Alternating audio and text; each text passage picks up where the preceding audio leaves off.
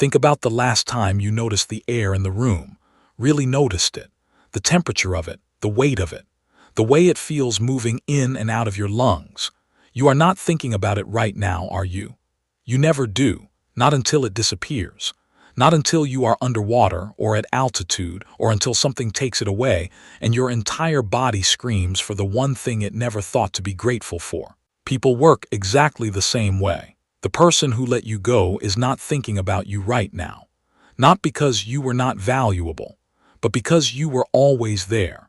You were consistent and available and present in the way that air is present. Completely taken for granted, not out of malice, but out of the most basic, most biological feature of the human mind. We stop noticing what we have learned to assume will always be there. And here is the brutal, clarifying truth about that. You cannot make someone regret losing you while you are still behaving like you were never lost. You cannot make someone feel your absence while you are still making yourself available. You cannot become irreplaceable in someone's mind while you are still proving, every day, that they can have you without choosing you. What you are about to hear is not about revenge. It is not about games. It is not about making someone jealous through performance or manufacturing a version of yourself designed to wound them. It is about something far more powerful and far more permanent than any of that. It is about understanding exactly why people devalue what they have, and then doing the one thing that actually rewires how they see you. Not for them, for yourself. And the difference between those two motivations is the difference between something that lasts and something that collapses the moment they come back. Let us start with what does not work, because most people in the days and weeks after being let go make the same mistake in different costumes. They post the carefully chosen photo. They let the story go up where the other person might see it. They send the casual text that took 45 minutes to write to sound like it took 45 seconds. They reach out under the guise of checking in. They find reasons to be in proximity. They leave digital footprints everywhere, breadcrumbs of their continued existence, their continued availability, their continued desire to be seen. And every single one of those breadcrumbs does the same thing. It tells the other person that they can have you at a reduced price, that you are still in the waiting room, that the door they walked out of is still open and you are standing right beside it in case they change their mind. And a door that is always open is not an opportunity. It is just a hallway. Nobody stands in a hallway and feels something they lost. Psychologists studying attachment and loss have documented this pattern extensively. When one person withdraws from a dynamic and the other person escalates their attempts to maintain contact, the withdrawing person does not feel guilt. They feel justified. Their departure is validated by the pursuing behavior. The pursuit confirms to them that the leaving was easy and the power is theirs. And the more you chase, the more confident they become that they were right to go. Breadcrumbs are not connection. Breadcrumbs are a demonstration of need. And need, worn publicly towards someone who already decided they did not want you, is the most effective way to ensure they never change their mind. So here is what actually works: total disappearance. Not dramatic disappearance. Not the kind where you announce your exit or make a performance of going silent so they notice the silence. Actual disappearance. No stories. No posts calculated for their consumption. No texts in the middle of the night. No likes on their content. No mutual friend updates. No digital breadcrumbs and no physical ones either. Just a clean, complete, undramatic withdrawal of your presence from their life. And this is where most people fail. Because total disappearance requires something that is much harder than it sounds. It requires you to stop managing how they perceive you. It requires you to give up control over the narrative they are telling themselves about you right now. It requires you to sit with the discomfort of not knowing what they are thinking, not correcting any misimpressions, not defending yourself, not signaling your value. It requires you to trust, on faith at first, that your absence will do the work that your presence could not. Here is the psychology of why this works. The human brain has a well-documented response to the removal of something it had begun to take for granted. Researchers call it reactance.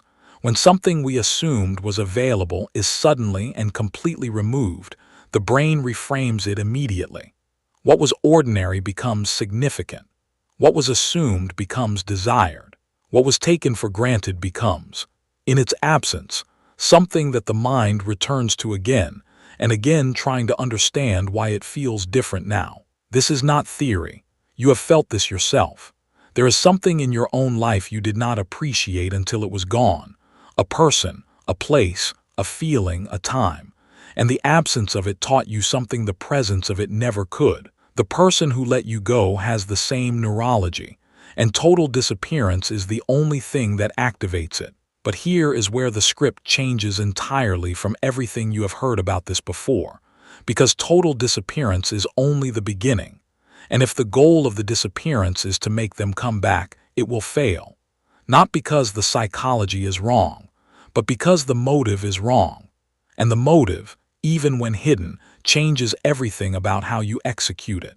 If you disappear to make them miss you, you will spend every day of the disappearance monitoring whether it is working, checking if they have looked at your profile, wondering if mutual friends have mentioned you, waiting, hoping, measuring. And the waiting and hoping will hollow you out from the inside while you are supposed to be building yourself up from the outside. But if you disappear because you have finally, genuinely decided that your life is too valuable to spend it arranged around someone who chose to leave it, something completely different happens. The disappearance becomes real. The growth becomes real. And the version of you that emerges on the other side of that choice is not a performance designed to impress anyone. It is the actual you, leveled up, expanded, more grounded and more magnetic than the person they walked away from. This is the core shift. You are not leveling up for them.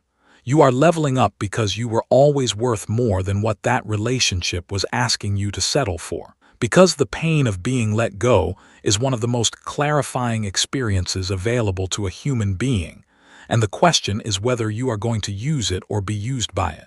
You use it by investing the energy you were spending on them into yourself. Every hour you would have spent wondering why they left becomes an hour spent building the version of you that makes the answer to that question irrelevant. You go back to the thing you abandoned when the relationship became your whole world. You develop the skill you were always going to develop someday. You strengthen the friendships that quietly faded when you were pouring everything into one person. You take the trip. You change the routine. You build the life, not as a strategy, as a decision that your becoming does not require their presence to begin. And here is what happens when you do this. When the growth is real and the absence is genuine and the time passes and you have actually moved, not just pretended to move, the dynamic inverts in a way that no text, no photo, no strategic breadcrumb could ever engineer. They begin to notice what is different, not because you showed them, because absence has a texture. And a person who is genuinely living, genuinely growing, genuinely building without you has a different texture than a person who is waiting. And in that moment, something shifts in them. Not always, not in every case, but often enough that it has a name in psychology. The contrast effect. The experience of comparing what they have now to what they had or could have had and finding that the comparison is not what they expected.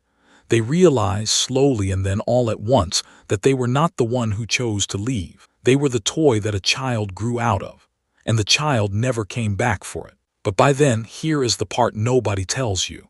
By then, it may not matter to you anymore. Because the version of you that did the work, that built the life, that stopped waiting and started becoming, does not need the validation of their return to feel whole. You will have built something better than their regret. You will have built your own respect for yourself. And that, unlike someone else's regret, is something no one can take from you by simply walking out a door. Let them go all the way, then go further than they could ever imagine, not to prove something to them, to prove something to yourself that you should have known all along, that you were never the one who should have been afraid of being let go. You were the one they should have been afraid of losing.